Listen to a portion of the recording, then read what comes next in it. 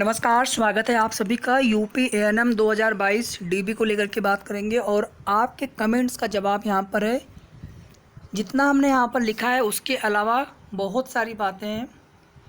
Video थोड़ा सा बड़ा हो जाता है तो वीडियो पूरा देखते नहीं हैं और हमारी मेहनत उसमें इस उद्देश्य को ध्यान में रखते हुए की जाती है कि 15 मिनट का वीडियो बने या 20 मिनट का वीडियो बने, कि कोई भी एक भी छोटा सा भी पॉइंट्स आपसे छूटना नहीं चाहिए। डॉक्यूमेंट वेरिफिकेशन कोई बहुत बड़ी चीज़ नहीं है, लेकिन रिटन एग्ज़ाम क्वालिफाई करने के बाद मेरिट में अच्छा होने के बाद अगर किसी एक छोटे से पॉइंट्स की वजह से अगर डीबी में हम रिजेक्ट दो, मतलब ये सब बहुत रेयर केस में है कि बिल्कुल हमारे पास डॉक्यूमेंट्स अधूरा है, कोई चीज़ हमने पूरा ही नहीं किया है, तब वहाँ पे ऐसा हो सकता है। छोटी मोटी कुछ गलतियाँ होती है तो उनको वहाँ पर ठीक करने के लिए भी आपको समय भी मिलता है और कुछ चीज़ें ऐसी होती जो आपको पहले से ही उसको रेडी करके जाना है, क्योंकि उसकी वजह से फिर रिजेक्ट होने के चांस रहते हैं, वहाँ पर समय भी नहीं मिलता है उसके लिए। तो वीडियो को आप सभी पूरा ज़रूर देखिएगा। कोई भी वीडियो आपको मिले, ये मिले, इसके आगे कोई भी डॉक्यूमेंट्स वाला वीडियो मिले, उसे आप पूरा ज़रूर देखिएगा। मैं देखिए कट ऑफ को लेकर के वीडियो नहीं बनाता हूँ, सबको डीबी कराना है अच्छे से, सबका फोकस केवल डीबी पर होना चाहिए। कट ऑफ एक ऐसी चीज़ होती है जिसको किसी को नहीं पता होता कि कितनी कट ऑफ जाएगी, तो उस पर हम ज़्यादा परेशान होने के बजाय हम अपने प्रमाण पत्रों पर ध्यान दें। साथ ही साथ हम आगे की कोई तैयारी भी करते रहें। अगर हमें लगता है कि थोड़ा चांस हमारे कम है या फिर नहीं भी हो सकता है तो हम तैयारी अपना करते रहें आगे की, और यहाँ पर डीबी करा लें। कम से कम एक बार हमें ये तो पता रहे डीबी ऐसे होता है।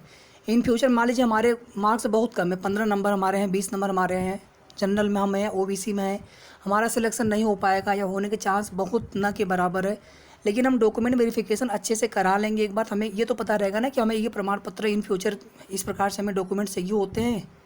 ठीक है, तो हर चीज़ को आप लोग पॉजिटिव वे में लिया करिए। कौन क्या बता रहा है उससे आप उस पर आप ध्यान मत दीजिए। कोई तो 60-65 तक बता रहे हैं सब लोग कट ऑफ। एक किसी का कमेंट था, मैंने देखा था, मुझे याद था, और उन्होंने मैं रिप्लाई नहीं कर पाया था। आयु सीमा वाली उन्होंने बात पूछी थी। पहली बात देखिए, अगर आप संविदा कर्मी हैं उस तरह तो से जो जनरल आयु सीमा है 40 वर्ष है, मिनिमम 18 है और मैक्सिमम जो है 40 वर्ष है। और इसके अलावा जो आरक्षित वर्ग के हैं तो उनको वहाँ पे छूट का प्रावधान है। ठीक है, जो आरक्षित वर्ग हैं आपको यहाँ पर छूट का प्रावधान है। एससी है, एसटी है या ऐसी अन्य श्रेणी के जो सरकार द्वारा समय समय पर अधिसूचित की जाए। अभ्यर्थियों की दशा में उच्चतर आयु सीमा उतने वर्ष अधिक होगी जो विनिर्दिष्ट की जाए।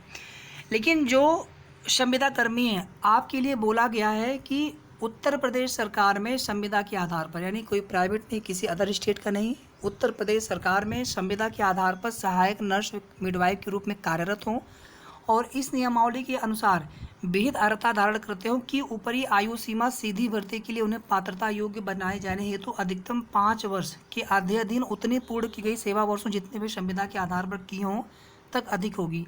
मान लीजिए आपकी आयु 40 वर्ष, आपकी आयु 43 वर्ष पूर्ण हो चुकी है और आपके पास जो है 4 वर्ष संविदा का अनुभव है, मैक्सिमम एज लिमिट है 40 साल, आप सामान्य वर्ग से हैं, तो ये 4 इसमें जोड़ लीजिए आप, तो आपका कितना हो गया, आपका 44 साल आपके लिए हो गई आयु सीमा की लिमिट। 43 साल आपका हो चुका है अभी जब आपने फॉर्म भरा था, तो आप पूरी तरह से वैलिड है इस भर्ती के लिए। मान लीजिए आपकी आयु सीमा 45 साल थी फॉर्म भरने के समय, 5/1/2022 तक। आपके पास जो है 5 वर्ष या फिर 6 वर्ष या फिर 7 वर्ष संविदा का अनुभव है। 40 वर्ष सामान्य वर्ग के लिए देख लीजिए, 40 वर्ष तो आपको वैसे भी मिला हुआ है, 40 वर्ष तक एज लिमिट है, 5 वर्ष से ज़्यादा का आपको लाभ नहीं मिलेगा, तो ये 5 इसमें आप ऐड कर दीजिए, मतलब 45 साल आपके लिए छूट मिल गई। तो अगर आपकी आयु 45 है तो भी आप इसके लिए एलिजिबल हैं पूरी तरह से। उम्मीद करता हूँ आयु सीमा वाला जो प्रश्न है वो पूरी तरह से सॉल्व हो गया होगा, किसी के मन में डाउट नहीं होना चाहिए। इसके बाद देखिए जो माफ़ी चाहूँगा, अनिवार्य अर्हता है, इसमें क्या है, हाई स्कूल हो, इंटरमीडिएट हो, ये सब तो होना ही चाहिए। मतलब 10वीं के बाद ही आप इंटरमीडिएट करेंगे, तो इंटरमीडिएट तो यानी 10वीं आपने किया ही किया होगा, तो इंटरमीडिएट होना चाहिए। मार्कशीट सर्टिफिकेट अगर एक में है तो वो, और अलग अलग है तो दोनों चाहिए। इसके अलावा देखिए, अभ्यर्थी ने भारतीय परिचर्या परिषद के संनियमों के अनुसार 1 वर्ष 6 माह या फिर 2 वर्ष का, यानी 1.5 वर्ष का या फिर 2 वर्ष का जो सहायक नर्सेज एंड मिडवाइफ्स एएनएम प्रशिक्षण पाठ्यक्रम प्रसूति से संबंधित 6 माह का प्रशिक्षण सहित सफलतापूर्वक अवश्य पूर्ण कर लिया हो जो Uttar Pradesh nurses and midwife council Lucknow में विधिवत पंजीकृत हो। ध्यान दीजिएगा, जिन लोगों ने अभी तक एएनएम में रजिस्ट्रेशन नहीं कराया है आप तुरंत करा लीजिए। कुछ लोग पूछ रहे थे, ठीक है, आप उसको आईएनसी क्या बोलते हैं वो सब चीज़ें। एक तो ट्रांसफ़र जो कराना होता है, अदर स्टेट वाले हैं तो उनको ट्रांसफ़र भी करवाना होगा लखनऊ के लिए। और आप उत्तर प्रदेश के निवासी हैं, अगर आपने लखनऊ उत्तर प्रदेश यानी लखनऊ में इनका ऑफिस है नर्सेज एंड मिडवाइफ काउंसिल का, अगर आपने उसमें रजिस्ट्रेशन अगर अभी तक नहीं कराया है तुरंत करवा लीजिए। और जो लोग कह रहे थे कि रजिस्ट्रेशन हमारा बाद में हुआ है 5/1/2022 को, तो इसमें दिक्कत नहीं है। आपने अपना कोर्स कंप्लीट कर लिया है, डिप्लोमा सर्टिफिकेट आपका एएनएम वाला वो आपके पास है, लास्ट डेट से पहले का है आपका क्वालिफाइड किया हुआ, ठीक है। उस पर आप देख लीजिएगा आपका रिजल्ट आया हो उसके पहले 5/1/2022 के पहले रजिस्ट्रेशन आपने चाहे जब करवाया हो, संविदा कर्मी है, एक्सपीरियंस सर्टिफिकेट आपने चाहे जब बनवाया हो, बस अनुभव आप 5/1/2022 तक जितना कंप्लीट हो उतने का ही बनवाएंगे। एएनएम रजिस्ट्रेशन कोई इससे मतलब ही नहीं, आप आज करवा लीजिए अगर आपने अभी तक नहीं करवाया है तो। और ये जो है आपका अनिवार्य अर्हता है, इसकी अगर आप ये नहीं कराए रहते हैं तो फिर आपको वहाँ से समय नहीं मिला और रिजेक्ट कर दिया आपको, तो फिर गलती वहाँ पे आपकी होगी, ठीक है। छोटी मोटी गलती के लिए समय मिलता है, बड़ी गलतियों के लिए समय नहीं मिलता है वहाँ पे, तो ये सब चीज़ें आप तुरंत करा लीजिएगा। इसके अलावा एनसीसी है, यहाँ पे प्रादेशिक सेना में न्यूनतम 2 वर्ष की अवधि अगर वो अनुभव अगर आपके पास है तो आपको वहाँ पे अधिमानी मतलब होता है कि मान लीजिए किसी के समान आपकी मेरिट आ रही है बिल्कुल एग्जैक्टली, तो आपको उनसे ऊपर रखा जाएगा, बस इतना होता है, इससे बहुत फ़र्क नहीं पड़ता है। मेन आपका ये है, इसको बहुत ध्यान से देख लीजिए। इसके बाद एक चीज़ आप और देख लीजिए ध्यान से यहाँ पर, अब शायद जो है ये इस चीज़ की आवश्यकता नहीं, फिर भी एक बार आप देख लीजिए इसको। जैसे यहाँ पे लिखा है ना, उत्तर प्रदेश की महिला अभ्यर्थियों के मामले में पिता पक्ष से निर्गत प्रमाण पत्र ही मान्य होगा। तो इसमें 2-3 तरह की चीज़ें हैं। पहला देखिए, आप जैसे मान लीजिए आप शादीशुदा हैं लेकिन आपके पास सभी डॉक्यूमेंट्स पिता पक्ष का है तो आपको कोई समस्या नहीं है। लेकिन आपने इसमें कोई पति पक्ष का भी डॉक्यूमेंट लगाया हुआ है लेकिन फॉर्म में आपने मान लीजिए जो लास्ट डेट है आपके फॉर्म भरने की 5/1/2022 और आपने जो है इसके बाद शादी की है, तो फिर आपको वहाँ पे कुछ भी नहीं करना है, आप पिता पक्ष का डॉक्यूमेंट लगाइए, आपका बिल्कुल हो जाएगा। लेकिन अगर इसके पहले आपकी शादी हुई है, आपने फॉर्म में अनमैरिड पर ही टिक कर दिया, सारे डॉक्यूमेंट्स पिता पक्ष के हैं लेकिन आपने वहाँ पे कोई एक डॉक्यूमेंट्स पति पक्ष का लगा दिया, तो वहाँ पर वो पूछ सकते हैं कि आपकी शादी कब हुई थी। और अगर इसके पहले की शादी आपकी हुई है तो फिर वो बोलेंगे आपने अनमैरिड क्यों रखा है, मैरिड रखना चाहिए था, क्योंकि वहाँ पर भी आपको एक फॉर्म की तरह भरना होता है। तो ध्यान दीजिएगा, इसके लिए आप एक एफिडेविट बनवा लीजिएगा। मैं ये नहीं बोलूँगा कि चल जाएगा, कोई दिक्कत होगी तो फिर नुकसान किसका होगा, आपका नुकसान होगा। इसलिए कोई भी अगर आपको डाउट लगे, मैंने जितना आपको लाइन बोला उसको आप दोबारा से फिर सुन लीजिएगा, मैं रिपीट नहीं कर पा रहा हूँ, समय का अभाव होता है, बहुत सारी बातें करनी होती है, इसलिए आप वीडियो को बहुत आप ध्यान से सुन लिया करिए पूरा, कोई भी आपके मन में डाउट नहीं बचेगा। चलिए इसके बाद देखिए, आप पहले से विवाहित हैं, मान लीजिए आपकी शादी 2020 में हुई, 2021 में हुई और आपके पास सारे डॉक्यूमेंट्स पति पक्ष के हैं, जैसा कि ये लिखा हुआ है यहाँ पर एक लाइन है, तो कोई पुराना डॉक्यूमेंट्स आपके पास होगा, थोड़ा और पुराना हो, जाति निवास, आप उसे लगाइए पुराना वाला, और साथ ही साथ जो आपने नया बनवाया हो पति पक्ष का 5/1/2022 के पहले का, उसको भी आप साथ में लगाइए। इसके बाद आपने जो भी डॉक्यूमेंट्स इस समय बनवाया होगा ना, उसका बहुत मतलब नहीं होता है, वो तो हमने केवल सपोर्टिंग डॉक्यूमेंट के लिए बताया था कि आपके पास बहुत ही पुराना है, आप निवास बनवा ही नहीं पाए। जैसे एक किसी बहन का कमेंट आया था कि हम निवास बनवा ही नहीं पाए, हमें तो पता नहीं था कि निवास भी लगता है, तो फिर वहाँ पर आपके लिए नया निवास बनवाना बहुत ही आवश्यक है। कैसे वेरीफाई करवाएंगे अपने आप को कि हम उत्तर प्रदेश की निवासी हैं? आपके आधार कार्ड पर जो एड्रेस छपा है उससे वेरीफाई आप नहीं करा पाएंगे, उसमें है ही नहीं प्रावधान, ठीक है।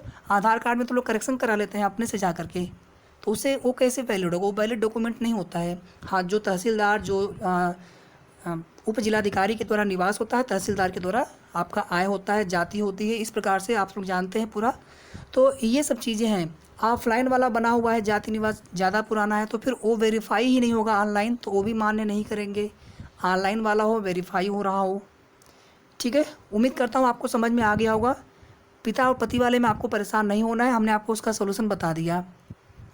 अब कोई ये ना कहे कि हमारे पास पिता पक्ष का कोई डॉक्यूमेंट है ही नहीं पहले का, तो फिर वहाँ पर थोड़ी सी दिक्कत आपके लिए हो सकती है। तो हमने आपके लिए उसके लिए एक सलूशन बताया था कि आप जो है जब भी आप देखे होंगे आज से 20-25 दिन पहले का वीडियो, तो हमने आपको बताया था कि आप इस समय जो है पिता पक्ष से निर्गत बनवा लीजिए प्रमाण पत्र। निवास आपने जो फॉर्म में भरा होगा वही उसी का बनवाइए, ठीक है। निवास प्रमाण पत्र आपका उसी का होना चाहिए। मान लीजिए पहले पिता पक्ष से आप थी, आपका वहाँ का निवास बना हुआ है, तो उससे भी क्या दिक्कत है, दोनों से ही तो आपका उत्तर प्रदेश का निवासी होना वेरीफाई होगा ना। तो उसके लिए आप बिल्कुल परेशान मत होइए। निवास आपका कहीं का भी बना हो पिता पति का, लेकिन उससे आप उत्तर प्रदेश के निवासी वहाँ पे वेरीफाई हो रहे हैं। जाति वाले में जो है ना, पति की जाति से वेरीफाई ये लोग नहीं कर रहे हैं, इस वजह से वहाँ पर समस्या आ रही है। फिर एक चीज़ यहाँ पर देखिए, अभी देखिए जैसे एक बहन थी, उनकी शादी उनका घर था एमपी में, शादी उत्तर प्रदेश के निवासी से हुई थी। तो अगर वो कि पति वाला जाति लगाएंगी और आयोग अगर उसी को मान्य करेगा तो उनको तो आरक्षण मिलना चाहिए, जबकि वो अदर स्टेट की हैं। तो इस वजह से यहाँ पर आयोग ने एक नियम बना रखा है कि पिता पक्ष से निर्गत ही होना चाहिए जाति प्रमाण पत्र। EWS वाला देख लीजिए आप। EWS यानी कि आपकी कोई जाति है ही नहीं, मतलब आप सामान्य कैटेगरी में है, तो आपने अपने पति की आय के अनुसार अपना EWS सर्टिफिकेट बनवा लिया, आपका चल जाना है। हालांकि कहीं पर अलग से मेंशन नहीं किया है कि EWS के पति पक्ष का चल जाएगा, निवास पति पक्ष का चलेगा कि नहीं चलेगा। तो ये सब चीज़ें हमें आपको थोड़ा सा, जैसे हमने कराया है DB, तो उसके आधार पे मैं आपको चीज़ें बताने का प्रयास कर रहा हूँ। हालांकि ये महिलाओं के लिए पूरा है।